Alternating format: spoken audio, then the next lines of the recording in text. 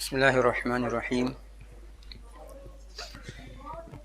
الحمد لله وكفى وسلام على عباده الذين اصطفى ربي يسر ولا تعسر وتمم بالخير وبك نستعين يا فتاح اللهم صل على محمد النبي الأمي وعلى آله وسلم تسليما.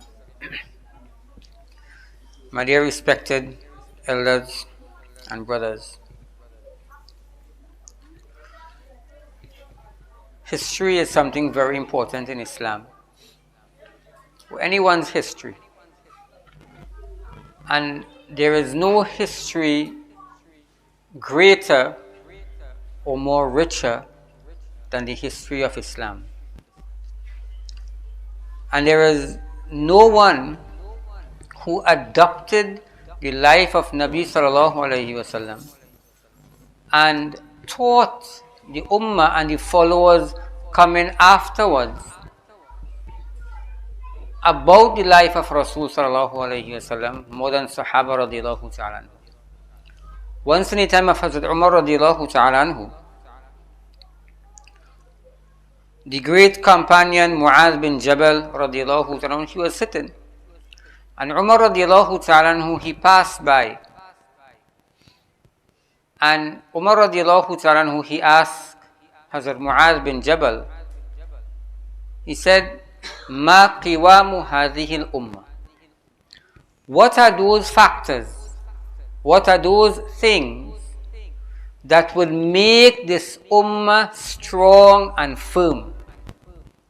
In other words, Umar radiallahu ta'ala, he asked the question that when we are going through situation, halat,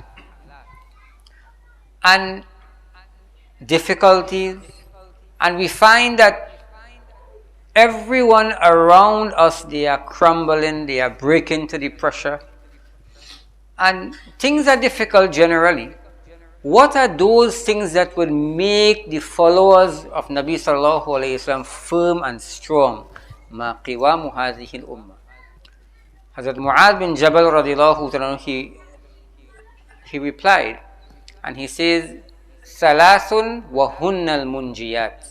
That there are three things. Three very simple things. It may seem simple on the tongue, but very powerful.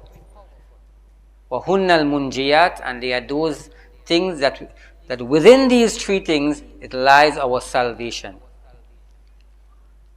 And he said, the first one, al-ikhlas. Simple.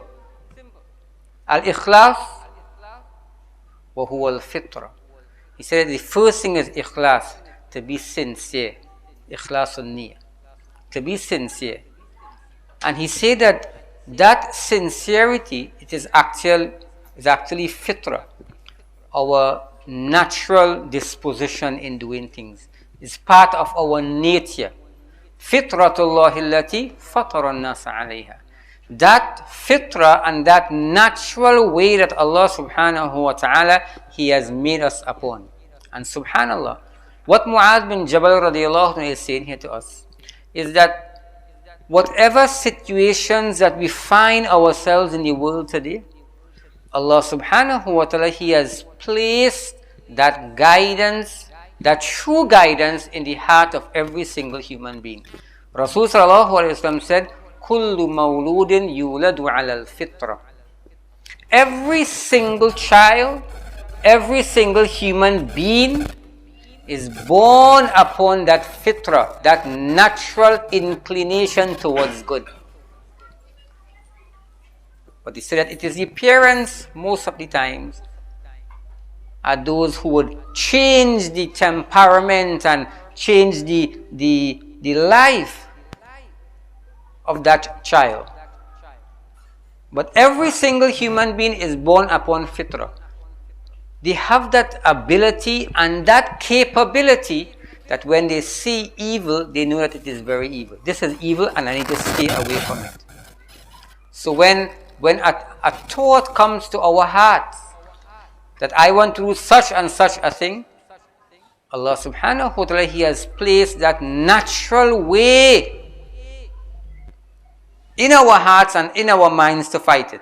But sometimes evil comes and So we just want to go towards it. So we become weaker and weaker and weaker. And when we become prone to sins, then it's very difficult for us. Islam is that natural way of life, my dear brothers and elders. So when anything comes contrary to Islam, we know, you know what, this is not fitrah. This is not the natural way. Allah subhanahu wa ta'ala, He has given me and taught me that way, which is the way of Rasul sallallahu alayhi wa sallam. So if a thought comes to my heart or my mind as a Muslim, we know that this body of ours, this life of ours, it doesn't belong to us. You know, in the world today, people say, this is my body. I could do what I want with it. Subhanallah. But this doesn't belong to us, my dear brothers and elders. This belongs to Allah. And Allah subhanahu wa ta'ala will question us on the day of Qiyamah, on the day of judgment, about this body and this tongue. So I can play around and do things with my body. This is not mine, it belongs to Allah. It's an amana and a trust that Allah subhanahu wa ta'ala, He has given to us. And Allah subhanahu wa ta'ala, He will ask us about this. So this ikhlas is being sincere to Allah and ourselves, that when something comes up, what is Allah subhanahu wa ta'ala saying about this? What is the deen of Allah subhanahu wa ta'ala saying about this? Is this permissible to do? I will do it. Is it impermissible to do? Then I will stay away from it. And this is ikhlas and the fitrah that Mu'adh bin Jabal radiyallahu ta'ala he was speaking about. And then he said that the second thing, as-salah, wa hiya al-millah. The second act is our salah, our namaz, our prayers that we perform. Subhanallah. Very simple.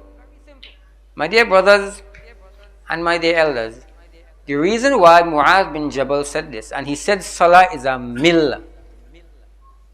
A millah is a way of life. A millah is actually a complete deen and religion.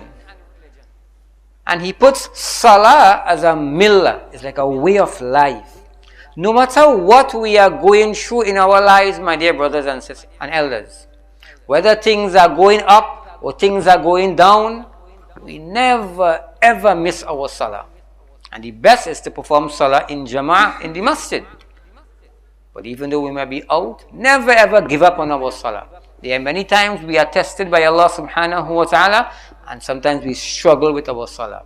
If this salah, it is intact, inshallah, then the other aspects of our lives, it will be intact. And we heard this from many of our mashayikh and our pious souls, that when we have difficulties in our lives many a times, we need to check our salah. When things are not going well, check our salah, our devotion and our concentration to Allah subhanahu wa ta'ala. أَوَّلُ مَا يُحَاسَبُ بِهِ الْعَبْدُ يَوْمَ الْقِيَامَةِ الصَّلَاةِ. That's first act that Allah subhanahu wa ta'ala, He will ask us about on the day of judgment is concerning our salah. And right after we bring iman and believe in Allah subhanahu wa ta'ala, then we have to perform salah. This is number 2. The first is iman, believing in Allah subhanahu wa ta'ala, and coming upon salah. Never ever give up our salah, no matter what the situation might be. And then Mu'adh bin Jabal radiallahu ta'ala, he said that the third thing to bring salvation, he said, at-ta'a wa hiya al-isma, obedience. To be obedient. And when we are obedient, then this will safeguard ourselves. We will safeguard ourselves by bringing obedience. Allah subhanahu wa ta'ala, He tells us in the Holy Quran, Ya ayyuhalladhina amanu, O you who believe, O people of Iman, ati'u Allah, obey Allah subhanahu wa ta'ala, wa ati'u rasula, and obey the messenger of Allah sallallahu alayhi wa sallam, wa ulil amri minkum, and those who have authority over you. So if we are home and we have our parents, they are ulil amri minkum. They are the ones who have the authority over us. So sometimes it's a bit difficult when the command is given by a father or a mother. You know, small children sometimes, we don't really want to do it. I want to do something else. But in that obedience, it lies our salvation. When Allah and His Messenger sallallahu alaihi wasallam gives us a command, it might be difficult for us. Asa an takrahu shay'an wa huwa khairul lakum, says Allah subhanahu wa ta'ala. Sometimes you dislike something, but Allah subhanahu wa ta'ala, He knows that is good for you. Do it. Wa asa an tuhibbu shay'an wa huwa sharrul lakum. And sometimes you'll want to do something, you like to do something, but Allah subhanahu wa ta'ala, He knows that in that thing it is evil for you. And then Allah tells us, Wallahu ya'lamu wa antum la ta'alamun. Allah, He knows, and you, O mankind, you do not know. My dear brothers and elders, we in reality, we're like little children when it comes to Allah subhanahu wa ta'ala and the deen of Allah subhanahu wa ta'ala. Just as the little child needs to be guided and told what to do by the parents, because the parents know what is better for them, likewise, my dear brothers and elders, we don't understand this world. This world is a great deception. And if we want to be saved from the evils of this world, then we bring ourselves upon the ta'ah and the obedience of Allah subhanahu wa ta'ala and the Messenger sallallahu alayhi wa sallam. And even though sometimes it may be difficult, sometimes our mind doesn't comprehend it. But you know what? I may not understand this, but this is what Allah and His Messenger sallallahu alayhi wa sallam wants me to do. Bismillah, I will do it. And I will rely upon Allah subhanahu wa ta'ala. And these are the three things, my dear brothers and elders. If we were to implement them, then inshallah, within these things, it lies our success as well as our salvation, inshallah. Okay? And what are the three things again?